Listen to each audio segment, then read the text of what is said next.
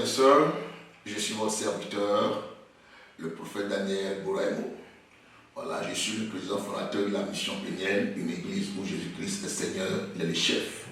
Je travaille avec plusieurs pasteurs, nous sommes ici à Abidjan, en Côte d'Ivoire, à Abidjan aussi à l'intérieur, dans les ans, et aussi à Biglo. Et on a aussi commencé une œuvre par un de mes pasteurs aussi qui est en France, à Arras. Et je suis aussi basé aux États-Unis où nous sommes aussi en train de faire une œuvre. Cela dit, je vais vous entretenir rapidement sur un thème, le salut. Qu'est-ce que le salut? Voilà. Donc, beaucoup de personnes pensent parfois qu'elles sont sauvées, mais en réalité, ça veut dire quoi? Alors, pour répondre à la question, d'abord, je voudrais qu'on sache que l'humanité était perdue. On parle de salut quand il y a un problème. Quelqu'un crie au secours quand il y a un problème. Voilà, je prends une image. Quelqu'un tombe, n'est-ce pas, dans un puits ou bien dans un trou un peu profond, il n'arrive pas à sortir. Il crie au secours, au secours. Donc le mot secours ici veut dire de l'aide. J'ai besoin d'assistance. Alors l'humanité était aussi à ce niveau-là. Vous voyez, l'homme et la femme étaient loin de Dieu, étaient loin, n'est-ce pas, du plan parfait pour eux sur la terre. Dans Genèse 1, au verset 26, Dieu a dit, faisons l'homme à notre image, selon notre ressemblance, afin qu'il domine. Qu'il domine sur la terre, sur les eaux, sur l'air, sur tout ce que Dieu a créé. Le diable est entré en scène. Il est entré en scène, il a détourné l'homme, n'est-ce pas, de ce plan divin. Il a envoyé, voyez, le péché en poussant Caïn à tuer son frère Abel. Alors l'humanité a choisi une voie où il n'y avait pas d'issue. Le monde est devenu ce qu'on appelle, dans Psaume 23, la vallée de l'ombre de la mort. Alors pour apporter un changement vis-à-vis de l'homme qui descendait tout droit vers une mort certaine, il n'y avait aucune issue, n'est-ce pas, échappatoire, Dieu a dit, qu'est-ce qu'on va faire? Il y a eu un conseil au ciel. Dieu a dit, il faille que je descende sur la terre pour sauver l'humanité. Alors le Dieu Tout-Puissant, dans toute sa gloire, il descend sur la terre à travers, n'est-ce pas, une femme, la personne de Marie. Alors, Marie devient enceinte lorsque l'ange Gabriel, n'est-ce pas, lui rendit visite. Alors, quand il est né, il a grandi, comme tout le monde. Et un jour, Jésus-Christ va commencer, n'est-ce pas, étant jeune, étant presque enfant, il avait 12 ans, commencer à enseigner, commencer à prêcher la parole de Dieu, commencer à parler, n'est-ce pas, du ciel.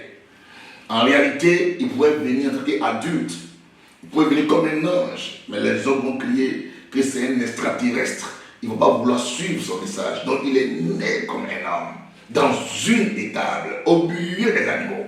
Mais il est venu sauver les brebis que vous êtes et que je suis. Alors, pour répondre à la question, qu'est-ce que le salut? Si vous voulez, en d'autres mots, on peut dire la vie éternelle. Voilà, c'est cette vie-là que Jésus est venu nous donner. Jean 17, 3, la Bible dit quoi? Or, la vie éternelle, c'est qu'ils te connaissent, toi, le seul vrai Dieu, et celui que tu as envoyé, Jésus-Christ. Vous voyez? Donc la vie éternelle, la vie après la mort, la vie où on va vivre une éternité avec Dieu, le mot éternel, c'est aussi l'éternité, à perpétuité, c'est de connaître Dieu, celui qui est le seul et véritable Dieu. Donc à travers le monde, beaucoup de personnes connaissent Dieu peut-être, mais la deuxième partie est importante. Et conjonction de coordination qui exprime ici une addition. Et c'est lui que tu as envoyé, Jésus-Christ. Donc Jésus-Christ est le Fils de Dieu, que Dieu a fait venir sur la terre. Et en son nom, nous avons le salut. C'est en son nom que nous sommes sauvés. Donc il décrit ici, oh la vie éternelle, c'est qu'ils te connaissent, toi le seul et véritable Dieu. Et celui que tu as envoyé, Jésus-Christ. Vous voyez? Donc il n'y a de salut en aucun autre. Acte 4, 12, il n'y a de salut en aucun autre, car il n'y a sous le soleil aucun autre nom qui a été donné parmi les hommes par lesquels nous devions être sauvés. Le mot sauvé encore apparaît ici. Il y a de salut en aucun autre. Donc il y a eu beaucoup d'historiens, il y a eu beaucoup d'hommes politiques, il y a eu beaucoup de femmes puissantes, il y a eu beaucoup de religions, il y a eu beaucoup de leaders religieux, mais il y a un seul chemin qui conduit au ciel, et c'est Jésus-Christ. Donc mon frère, ma soeur, comment le recevoir, comment être sauvé. Tu dois croire dans ton cœur. C'est dans Romains, il avait dit, on croit dans le cœur pour être justifié. Mais ça ne suffit pas. Maintenant, on confesse de la bouche pour être sauvé. Il faut que tu dises, qu'on entend dire, je donne ma vie à Jésus-Christ, je l'accepte comme Seigneur et Sauveur personnel. Et en le faisant, guess what? Ton nom est écrit dans le livre de vie de l'agneau.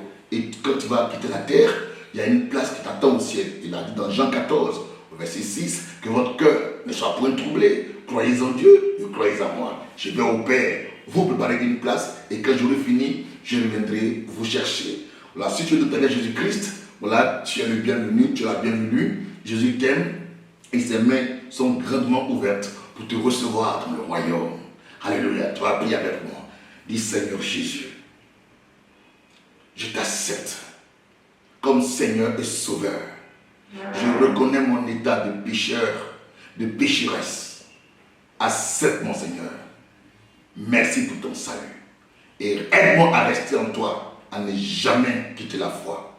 Soyez bénis, Jésus est Seigneur. Voilà, que Dieu vous bénisse. C'était mon votre serviteur, le prophète Daniel.